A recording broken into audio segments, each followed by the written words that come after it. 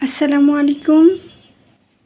আমার নাম মোসাম্মদ নীলা খাতুন। আমার বাসা হচ্ছে হোম সিটি হচ্ছে পাবনা সদর।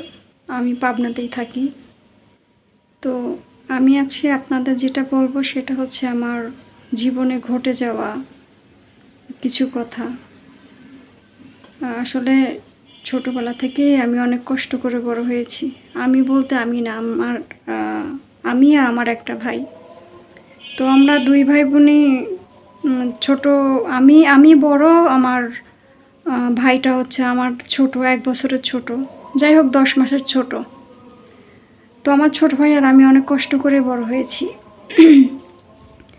আমার আব্বু ইনকাম করতো না ঠিকমতো। যদিও যে টাকাটা ইনকাম করতো সেটা সে জুয়া খেলে অন্যান্য জায়গাতে নষ্ট করে দিত। আর নানা-নানি যে খাবারটা দিত এইটা দিয়ে আমার মা আমাদের নিয়ে চলতো। তো একসময় যখন আমরা একটু বড় হয়ে যাই, আমার বয়স যখন ৯ বছর, তখন আমার নানি বলে যে এত কষ্ট করে এখানে ওদের রাখতে হবে না, আমার বাসাতে নিয়ে গিয়ে রাখবো, ওখানে থেকে ও পড়াশোনা করবে। তো আমার নানির বাসায় থাকতাম। আমার নানি এখানে নিয়ে এসে আমাদের প্রাইমারি স্কুলে ভর্তি করে দেয়। আমি ক্লাস 3-তে পড়ি তখন। ব্রাক শেষ করে ক্লাস 3-তে ভর্তি করে দেয় আমাদের প্রাইমারি স্কুলে। দেওয়ার পরে আমি পড়াশোনা করতাম। আমার ভাই আমি থাকতাম নানা নানির কাছে। তারপরে ওখানে থাকতে ২-৪-৬ মাস থাকার পরে আমার নানি, আমার বয়স যখন ৯ বছর, তখন আমার নানি বাসায় এসে আমার আব্বা আম্মাকে খবর দিয়ে আমার নানার বাসাতে নিয়ে আসে।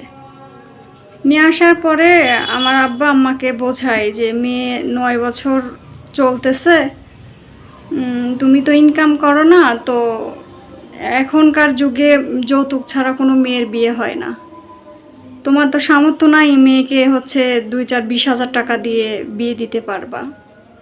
আর ওই সময় আসলে যৌতুক হিসাবে ২০-৩০,০০০ টাকা অনেক টাকা।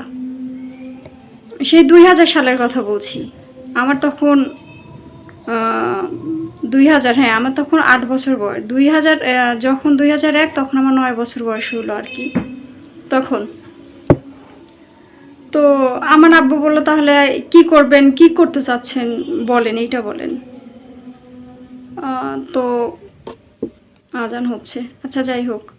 তো আমার নানি বলে যে হচ্ছে একটা ছেলে আছে, ওকে বিয়ে করতে চাচ্ছে, ওকে দেখছে, বলতেছে তো ছোট আছে, সমস্যা নাই, বিয়ে কবুল পড়ায় রাখেন বা রেজিস্ট্রি করে রাখেন, যখন একটু বড় হবে তখন নিয়ে আসবো।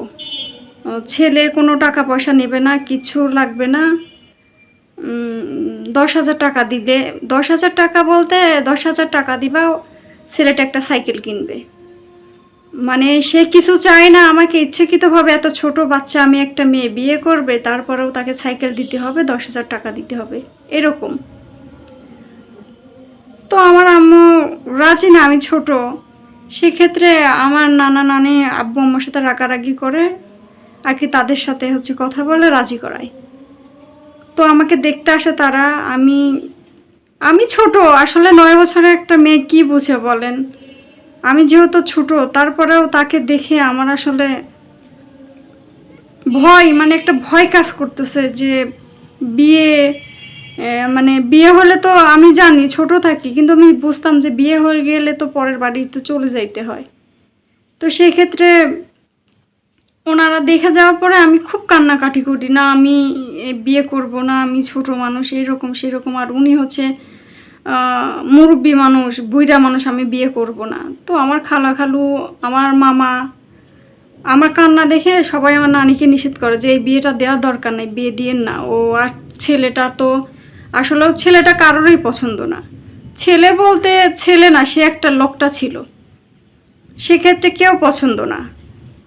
আমার নানি তো এক জেদি, সে হচ্ছে কারো কথা শুনবে না, সে যা বলবে তাই। সে বলল, না না, এই ছেলেই ভালো, এইটাই চলবে, কারণ হচ্ছে ওর বাবা মায়ের টাকা নাই, টাকা দিয়ে তো মেয়ে বিয়ে দিতে পারবে না। আর ১০,০০০ টাকা একটা সাইকেল সবাই মিলে দিয়ে দিলে হয়ে যাবে আর কি, আমরা দিয়ে দিব। শুক্রবারে বিয়ে পড়ায় রেখে যাবে ছেলেরা, বিয়ে পড়াই রাখো, যখন মেয়ে বড় হবে, এখন তো দিচ্ছি না, যখন মেয়ে বড় হয় তখন হচ্ছে ছেলে নিয়ে যাবে। তো ঠিক আছে, সবাই বললো যে আপনি যেটা ভালো মনে করেন সেটাই। তবে মেয়ে ছোট, মেয়ে রাজি হচ্ছে না, এটা কি ঠিক হচ্ছে? আমার নানা নানি তো এক জিদা মানুষ, যা বলবে তাই। তারপরে আমার বিয়ে হয়, পরে শুক্রবারে আমাকে বিয়ে দিয়ে দেয় তার সঙ্গে। তো যাই হোক, আমি আমার মতো, আমি ছোট মানুষ, সে আর বেশি কিছু মানে আমার সঙ্গে ওই ধরনের কোনো কথাবার্তা নেই। আমি একদমই ছোট বাচ্চা। আমি আমি বিয়ের পরেও তাদের বাসায়, আমার যখন 11 বছর, তারা আমাকে যখন নিয়ে যায়, আমি তখনও তাদের বাসায় গিয়ে পুতুল খেলতাম।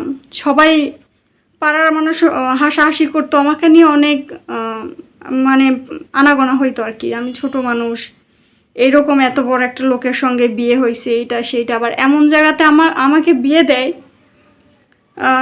আমার মানে ওই হাজব্যান্ডের হচ্ছে শ্বশুর, বাবার হচ্ছে 3টা ওয়াইফ, 3 ওয়াইফেরই বাচ্চা কাচ্চা আছে আর কি। তো যাই হোক, এইগুলো ডাজন্ট ম্যাটার, কারণ সে যদি ভালো হয় আমার এগুলো দেখার দরকার নাই। তো যখন আমি তখন পড়াশোনা করি, আস্তে আস্তে সে ওখানেই থাকতো, তার সঙ্গে আমার দেখা সাক্ষাৎ হতো, টুকিটাকি খাবার দাবার এইটা ওইটা কিনে পাঠাইতো আমার নানির কাছে আমার জন্য। আমি ছোট ছিলাম তো, তখন বুঝতাম না, আমিও এই বিষয় নিয়ে কোনো কথাই বলতাম না। যখন আমার 11 বছর শেষ হয়ে যায়, তখন তারা চাপ দেয় যে 2 বছর হয়ে গেল, আমরা এখন হচ্ছে, মেয়ে তো এখন বোঝা শিখে গেছে, 11 বছর 12 বছর বয়স হয়ে গেছে, বোঝা